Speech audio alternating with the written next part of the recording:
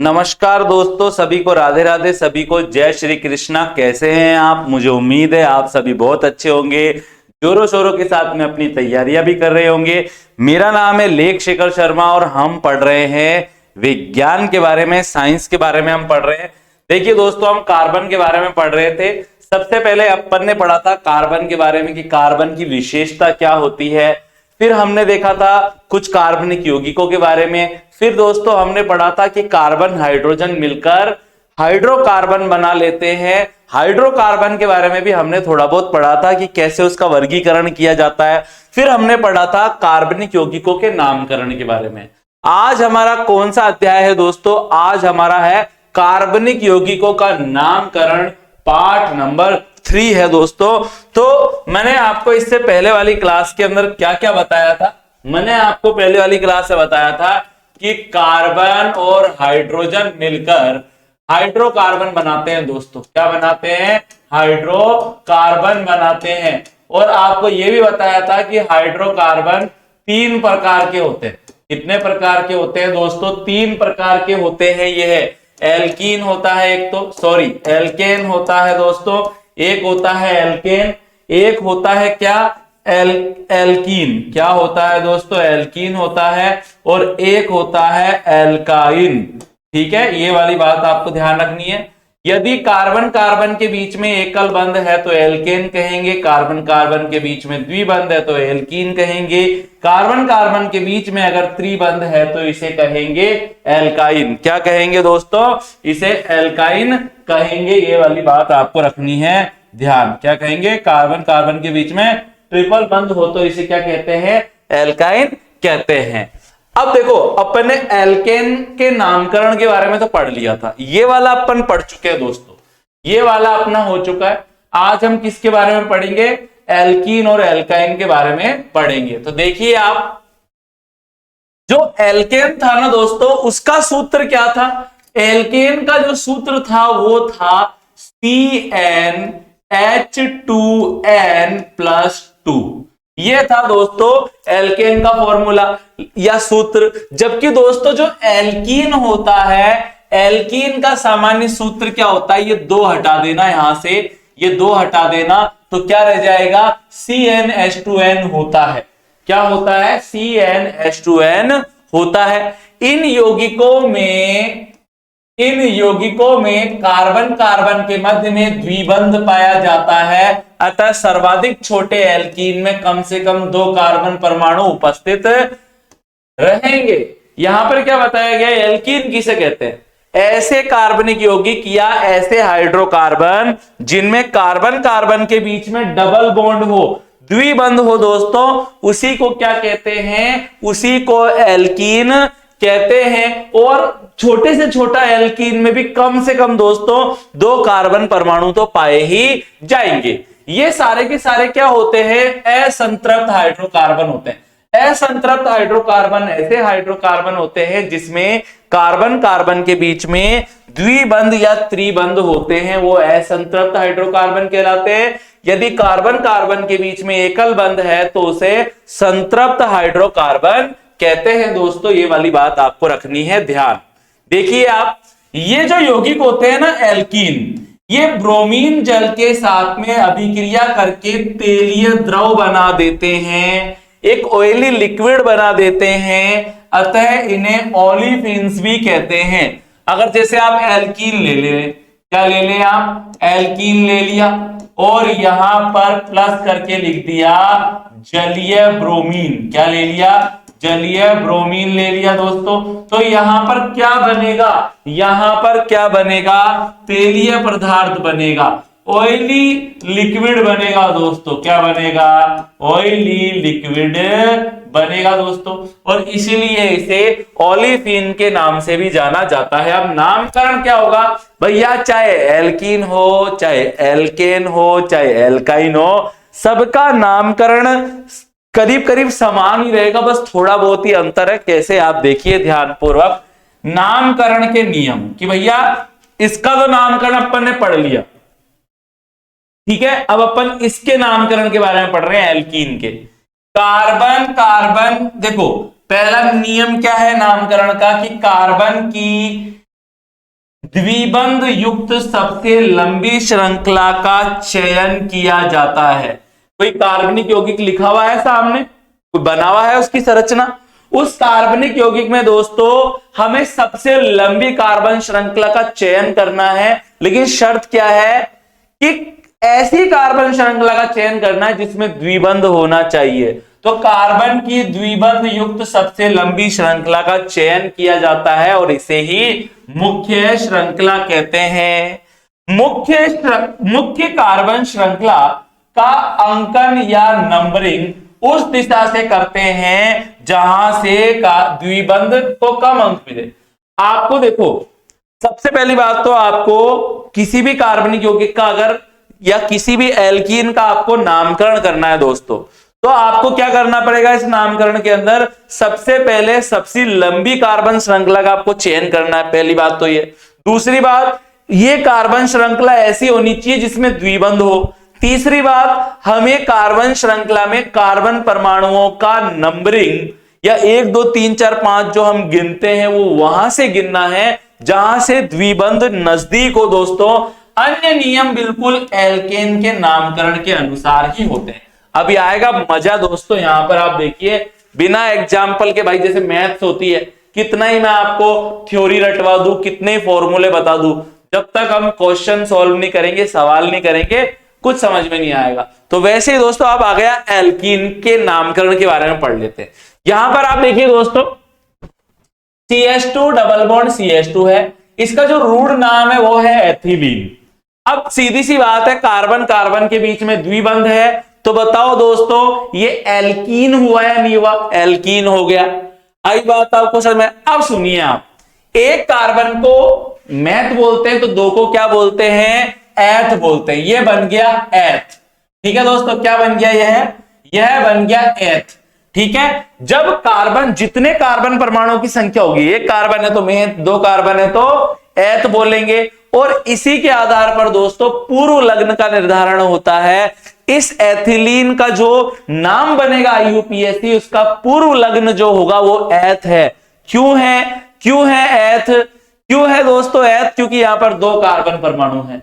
इसी प्रकार से यहां पर कार्बन कार्बन के बीच में द्विबंध है, और द्विबंध को बोलते हैं, द्विबंध अगर होता है तो लगता है अनुलग्न ईन, तो एथ प्लस ईन बन गया एथीन। इसी प्रकार से दोस्तों आप देख सकते हैं CH3 single bond CH double bond CH2 दिया हुआ है यहां पर। अब आप खुद ही देखिए ना, मैं पीछे से गिनूं, मैं यहां से गिनूं, 1 2, 1 सेकेंड, नंबर ऊपर डाल देता हूं, 1 2 3, क्या ये सही है? नहीं, ये गलत है।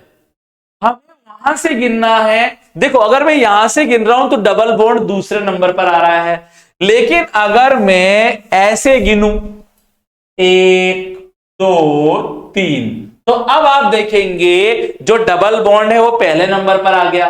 तो ये वाला जो मैंने अंकन दिया है ये बिल्कुल सही है दोस्तों।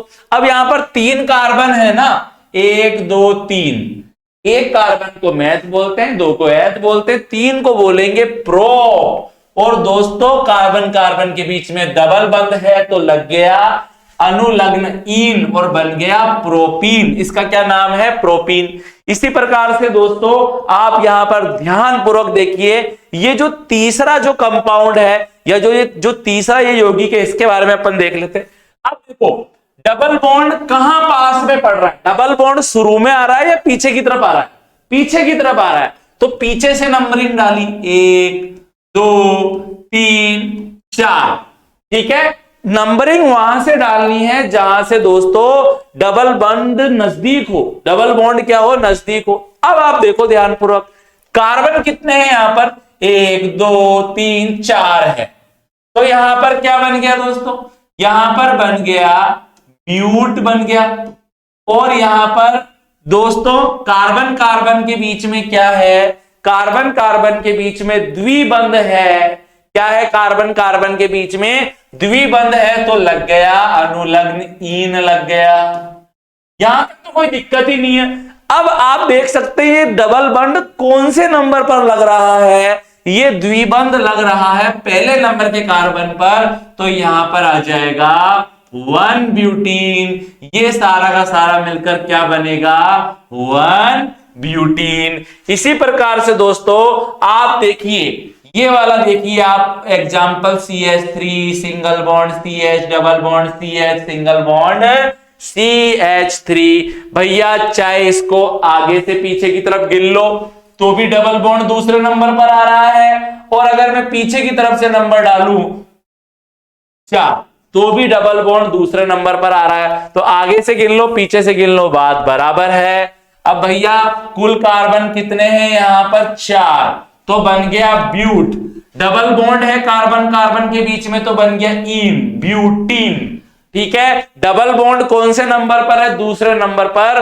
तो दोस्तों ये जो 2 है ये आ गया बिल्कुल सामने, 2 ब्यूटीन। क्या बन गया ये नाम? 2 ब्यूटीन बन गया। इसी प्रकार से आप देखिए CH3 single bond CH3 single bond CH2 single bond CH double bond CH single bond CH3। यहां पर डबल बॉन्ड कब पास में पड़ेगा? ऐसे चलूंगा तब, या पीछे से आगे की तरफ आऊंगा तब? पीछे से आगे की तरफ आऊंगा जब 1 2 3 4 5। ठीक है, यहां पर आप देख सकते हैं डबल बॉन्ड कौन से नंबर पर है? दूसरे नंबर पर है, तो 2 लिख दिया यहां पर दूसरे नंबर पर है। फिर हाइपन का चिन्ह लगा दिया, क्योंकि हमेशा जो गणित का जो अक्षर होगा और जो जो जो हिंदी या इंग्लिश का जो अक्षर होगा उसके बीच में माइनस जैसा चिन्ह लगाना होता है, जिसे हाइपन कहते हैं दोस्तों। तो दूसरे नंबर पर मैंने दूसरे नंबर पर डबल बॉन्ड है तो 2 करके हाइपन लगा दिया दोस्तों, और कुल कार्बन है यहां पर 5, तो 5 का मतलब हो गया पेंट, और कार्बन कार्बन के बीच में डबल बॉन्ड है तो बन गया इन, पेंटीन। क्या बन गया? पेंटीन बन गया दोस्तों। इसी प्रकार से इसका नामकरण देखिए, यहां पर भैया इधर से गिनूंगा तो डबल बॉन्ड जाने 1 2 3 चौथे नंबर पर आ जाएगा, पीछे की तरफ से गिनूंगा। कुल मिलाकर एल्कीन के नामकरण के नियम क्या है? सबसे लंबी कार्बन, सामने कैसा भी सूत्र दिया हुआ हो, कैसा भी डायग्राम बना हुआ हो, हमें तो सबसे लंबी कार्बन श्रृंखला का चयन करना है। पहली बात तो ये।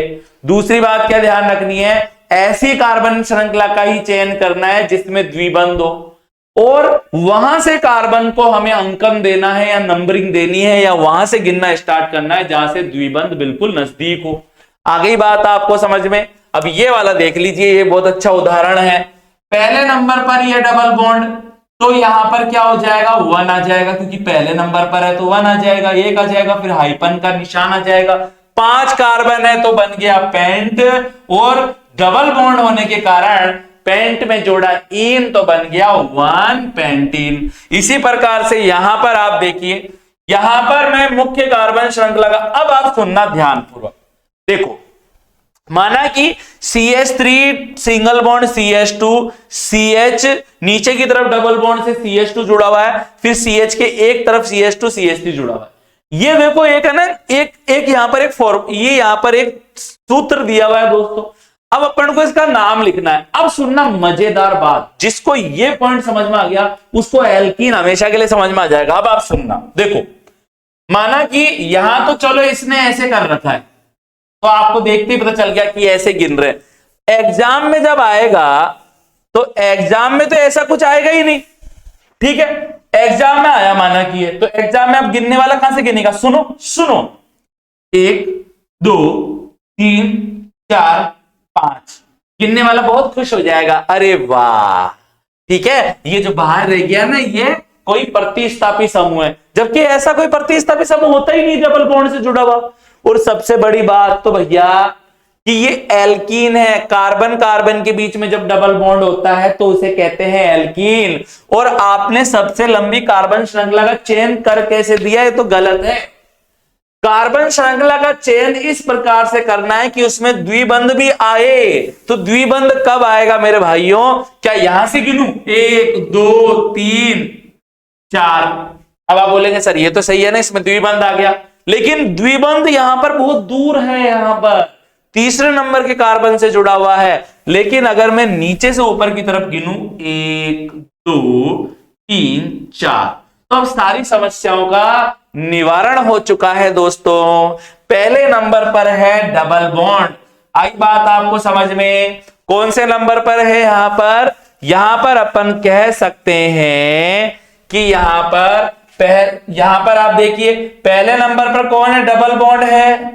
ठीक है, ये क्या है? एक क्रियात्मक समूह है जिसको क्या बोलते हैं? एथिल समूह कहते हैं। क्या कहते हैं जिसको? एथिल समूह कहते हैं। आपको पता है दोस्तों, जब भी प्रतिस्थापी समूह और डबल बॉन्ड का जब अपन नामकरण में लिखेंगे तो सबसे पहले अपन को प्रतिस्थापी समूह के बारे में लिखना है।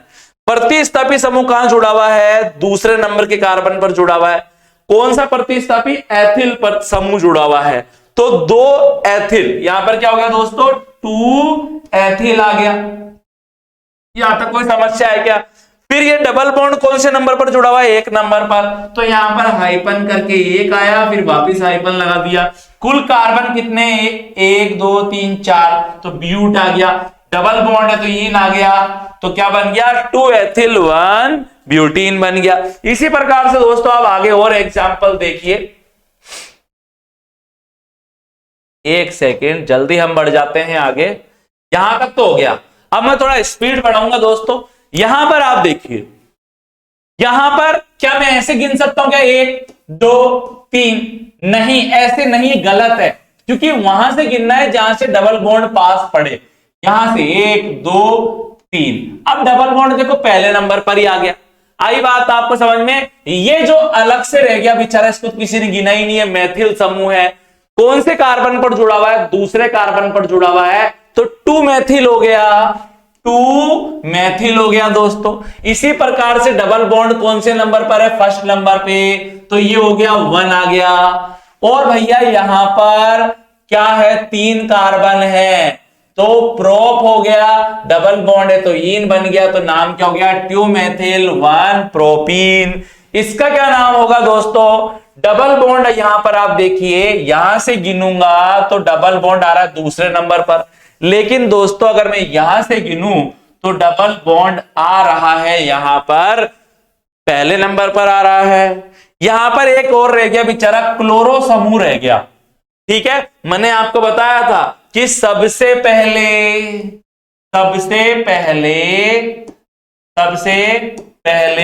प्रतिस्थापी समूह, सबसे पहले क्या आएगा? सबसे पहले प्रतिस्थापी समूह आएगा दोस्तों। ठीक है, फिर क्या आएगा? प्रतिस्थापी समूह के बाद में आएगा, फिर आएगा द्विबंध या त्रिबंध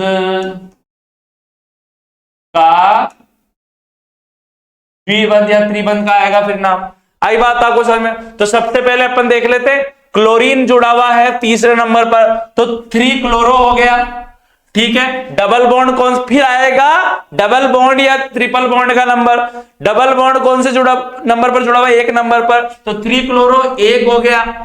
3 कार्बन है, मैथ है, प्रोप, डबल बॉन्ड है तो प्रोप प्लस इन बन गया प्रोपीन, 3 क्लोरो 1 प्रोपीन। इसी प्रकार से ये क्या हो गया दोस्तों? यहां पर आप देखिए, यहां से हम, अब आप देखना, अब यहां पर 50-50 वाला चांस आ गया। यहां से गिनता हूं तो भी डबल बॉन्ड दूसरे नंबर पर आता है, पीछे से गिनता हूं तो भी डबल बॉन्ड दूसरे नंबर पर आता है। अब आप बोलेंगे फिर ये तो धर्म संकट हो गया, फिर कहां से गिनना स्टार्ट करें? तो फिर वहां से स्टार्ट करना जहां पे क्रियात्मक समूह नजदीक पड़ रहा है। यहां से गिनने पर क्रियात्मक समूह Cl पहले नंबर पर आ रहा है, तो इसका क्या नाम हो गया? 1 क्लोरो 2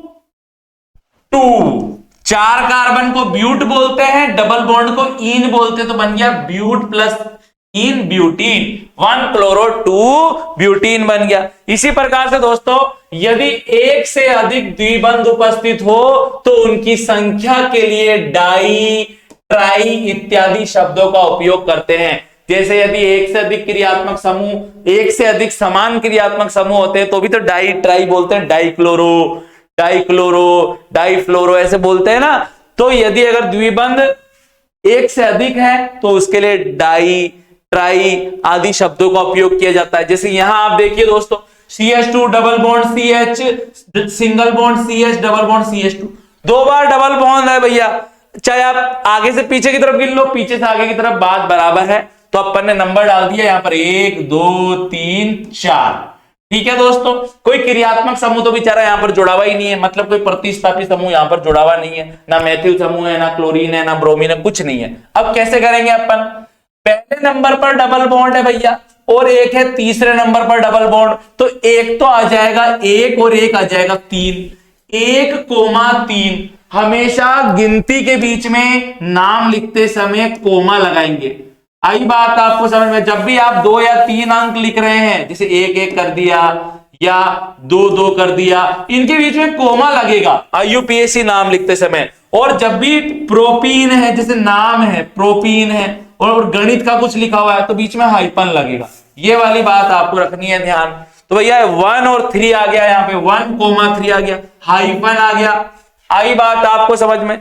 कुल बताओ यहां पर कार्बन कितने हैं, 1 2 3 4, मैथ एथ प्रोप ब्यूट, ये बन गया ब्यूट।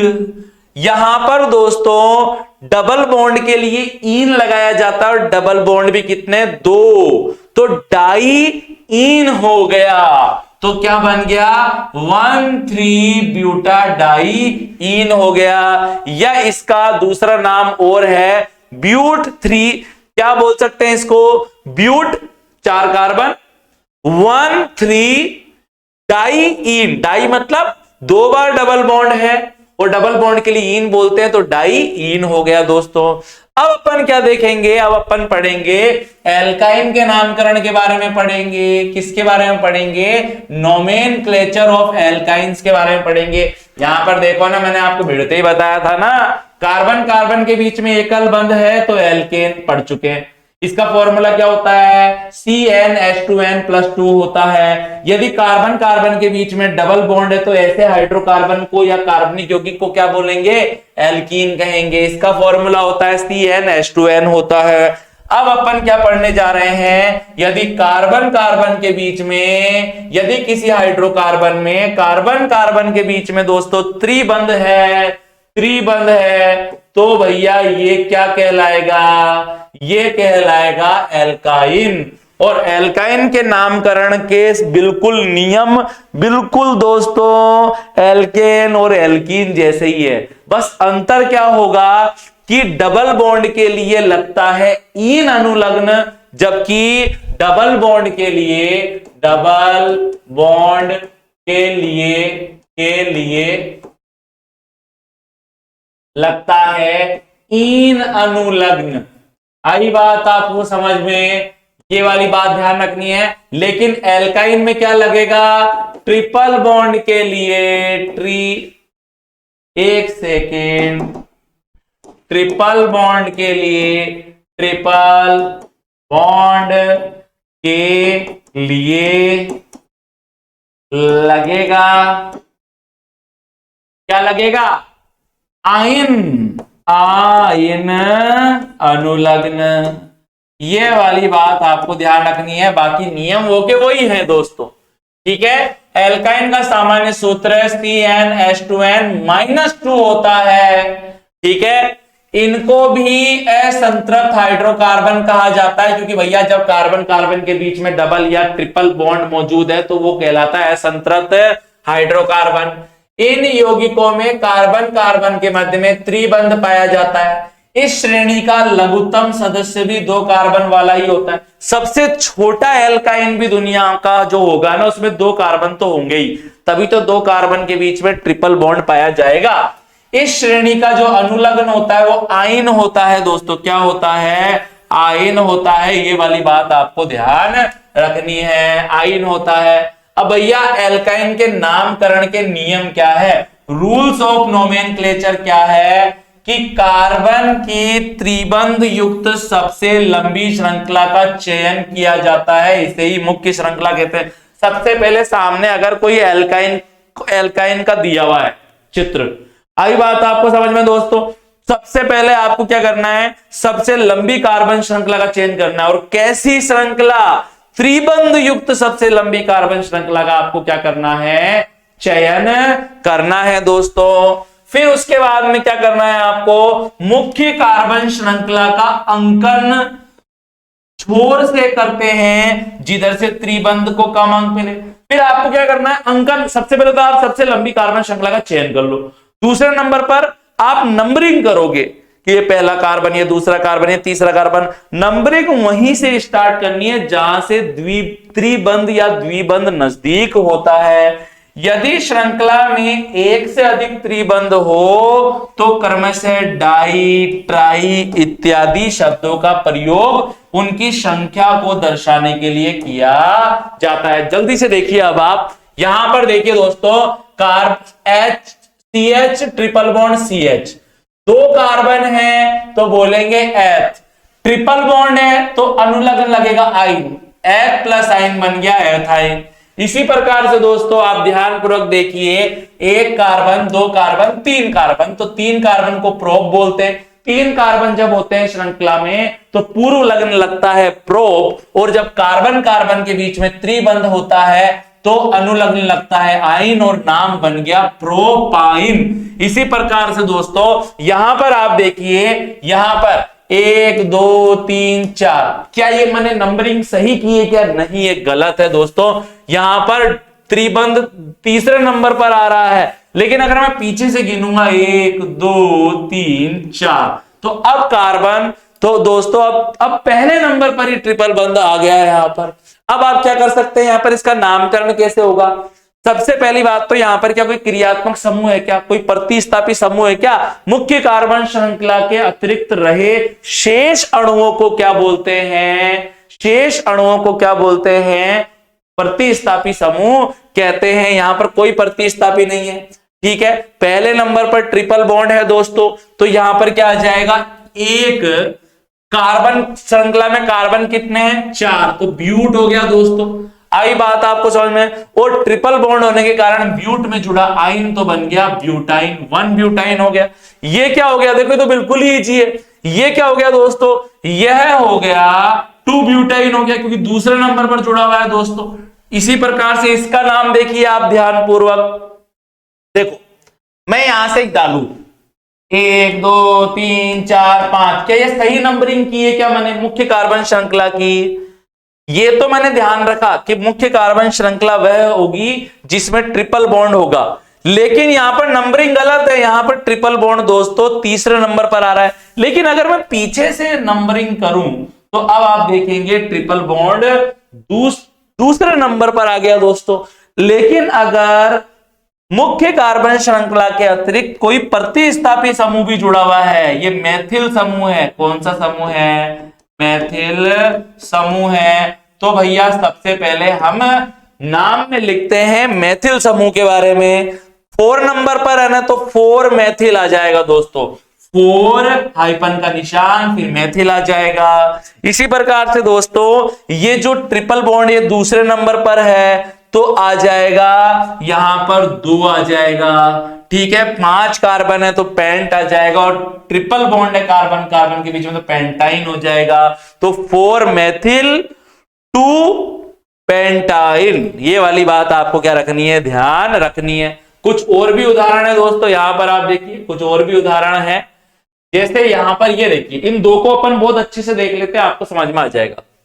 देखो दोस्तों, यहां पर आप मैंने ये कुछ सामने एक चित्र बना हुआ है, मतलब एक फॉर्मूला लिखा हुआ है किसी कार्बनिक यौगिक या हाइड्रोकार्बन का। अपन ने जल्दबाजी में नंबरिंग कर दी कि भैया क्रियात्मक समूह यहां जुड़ा हुआ है, मुख्य कार्बन श्रृंखला के अतिरिक्त रहे जो अणु होते हैं या जो परमाणु होते हैं उसे क्रियात्मक समूह कहते हैं, या क्या बोलते हैं, प्रतिस्थापी समूह कहते हैं।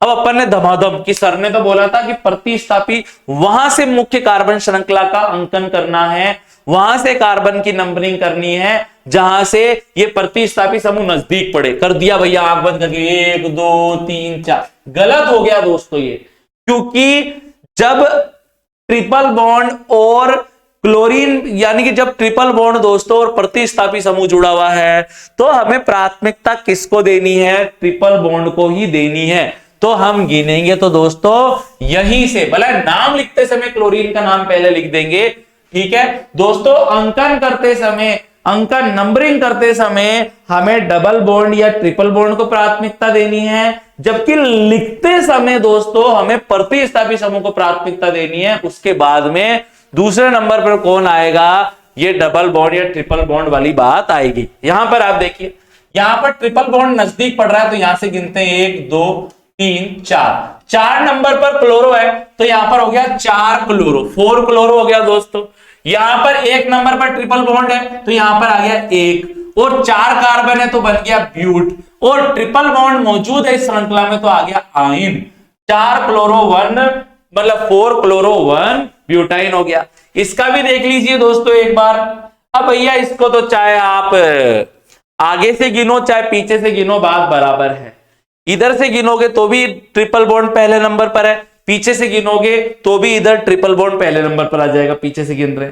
आई बात आपको समझ में? तो यहां पर क्या हो गया, यहां पर आप देखिए एक ट्रिपल बॉन्ड है पहले नंबर पर, पहले नंबर के कार्बन पर, एक ट्रिपल बॉन्ड है चौथे नंबर के कार्बन पर, तो 1,4 आ गया, 1,4 आ गया।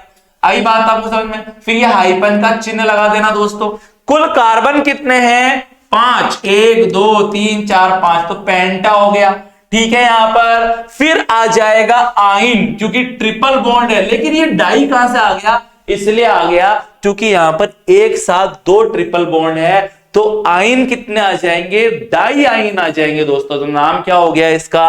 1 4, 5 कार्बन तो पेंटा, 2 बार डबल ट्रिपल बॉन्ड है तो डाई आइन हो गया दोस्तों। ये वाली बात आपको क्या रखनी है? ध्यान रखनी है। तो आई होप दोस्तों जो आज हमने कार्बनिक यौगिकों के नामकरण के बारे में देखा वो तो आपको समझ में आ गया होगा।